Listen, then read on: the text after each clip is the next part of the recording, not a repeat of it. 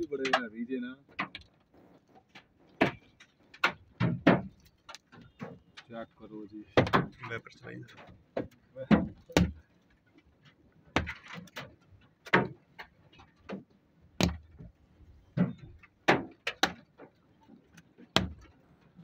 ठीक है।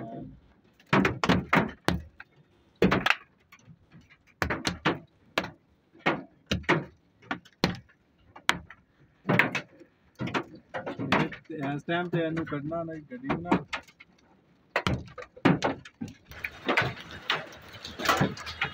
मैं आप देख रहे हैं 24 इस समय बारिश कम है और ओले बहुत ज़्यादा पड़े हैं। तो आप देख सकते हैं ये इस्लामाबाद का जिसे हम डी चौक में मौजूद है।